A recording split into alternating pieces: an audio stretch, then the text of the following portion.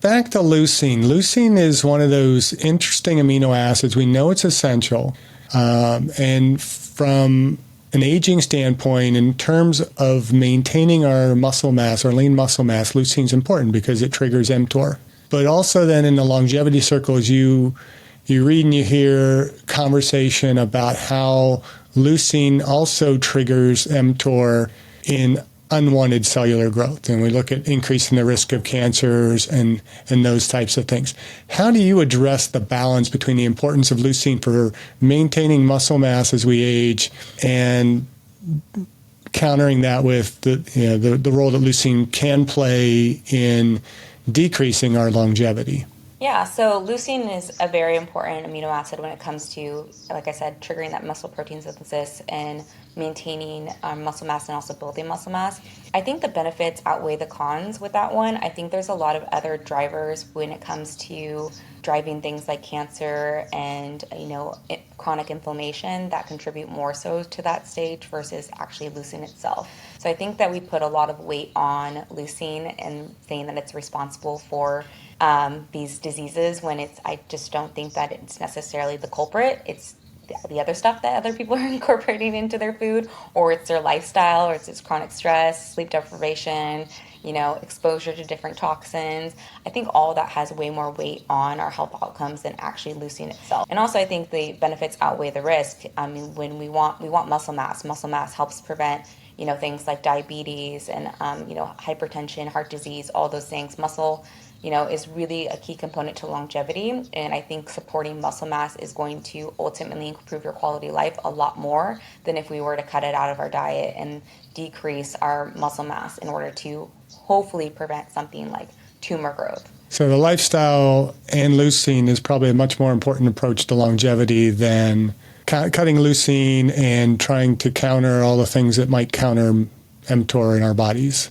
Yeah. And makes sense to me. Yeah, like I mentioned as well too, as long as we're making sure our meats are coming from healthy sources and good sustainable sources, we're going to get so many other vitamins and minerals and nutraceuticals, carnitine, creatine, and all those other things are going to help counteract that possible side effect of tumor growth. And you mentioned creatine. I was also going to bring up BCAAs in terms of supplementation for the aging population. Where do you stand on creatine and or branched chain amino acids for the health of the aging population? Yeah, I think creatine is really, really great. Creatine is one of the most well-studied supplements on the market. There's thousands and thousands of studies that show the health benefits of creatine with minimal to no side effects. So it's safe for majority of the population. And I think that's something that as we age, we definitely could benefit from, not only from a muscular strength point, but also for cognitive health as well too. So creatine is really great at helping support energy production in the brain and helping with cognitive function. So there's a lot of really cool studies that show, increased memory recall and increased, problem solving and just overall cognition from creatine supplementation. And then also, of course, producing ATP in the muscles and helping us with muscular performance as well too. So I think creatine is great. Creatine also has a really great way of pulling more water and nutrients into the muscles. So it helps, hydrate those muscles and helps those muscles with repair and maturation as well too. So I think creatine is great. I don't think that you need to front load creatine like some people say, get up to 20 grams per day and then reduce back to 5. I think for the general population, 5 grams per day is great. Doesn't matter if you're exercising or not, you can still get the benefits of creatine.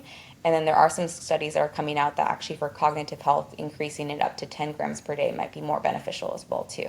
Yeah, when you had me for exercise physiology, at that point I was just basically thinking creatine was solely for performance, muscle health, and those types of things. And it's amazing the level of research coming out that, first of all, 15% of the creatine in our body is in the brain. Mm-hmm. And, the creatine supplementation, not only for the athlete or the aging population, but also for the developing brain, how important it is. Yeah. And I've seen studies where I think it's about 60 to 67% or so of the U.S. population is actually deficient in creatine, which is depressing considering that, the daily requirements for creatine is about 1 gram a day. And so that means we're almost getting no healthy meat that's going to give us the adequate creatine. So supplementation would be pretty important. Yeah, and especially for those individuals that are more plant-based, just because creatine is found in those animal products. So, especially if you're vegan, you definitely need to be supplementing with creatine. And what are your thoughts on the branched chain amino acid supplementation then? Yeah, branched chain amino acids. I think that if you're hitting your recommended allotment of protein per day, you probably don't need BCAAs. You're going to be getting, plenty of those from complete protein sources. If you're vegan, however, and you're not intaking a lot of complete protein, you're mostly plant-based, you could benefit from having the BCAAs on board. And then also, as we're aging, just because we do have a decreased affinity of that amino acid pool, BCAAs have been shown to be beneficial in aging populations as well. The other component of BCAAs is that I think that they help with water intake in general. So a lot of people have a hard time, especially as we're aging, we have a decrease in thirst of staying hydrated. So yeah, ultimately, if someone says that they're going to drink BCAAs and it's just going to help them drink water, I'm like, okay, I'm for it. Go ahead and drink the BCAAs. But from a scientific perspective, we can see some benefits in aging populations with BCAA supplementation, and especially those that are vegan. Any suggestions on timing of the BCAAs? Not necessarily. I think it's something that, as long as I think if you drink it in between meals for aging populations, it can definitely help keep that amino acid pool replenished. And then also for individuals that are doing higher maybe intensity strength training and things like that, it could just help with that as well too. But I don't necessarily think it's a timing thing. Creatine, for example, like there are some benefits with taking it after exercise versus taking it before, but it really comes down to consistency. So for someone like myself that just kind of mixes a big water bottle with some BCAAs and creatine and just maybe some electrolytes for flavoring, I'm not doing myself any harm or necessarily any exceptional good either, but I'm not doing anything incorrectly by kind of just nursing on that throughout the day. I just think, with any supplementation, just making sure that you're getting it from a good source as well, too, and making sure it's third-party tested. So if you're drinking BCAAs and it comes with, it's a product that's loaded with sugar and a lot of other additives, then yeah, you're probably not doing yourself any service there. But if you're sourcing it from a good company, then yeah, there's no harm in that. Yeah, I just get the straight powdered BCAAs, no flavoring, nothing added. Yeah, boring stuff, but you flavor it up.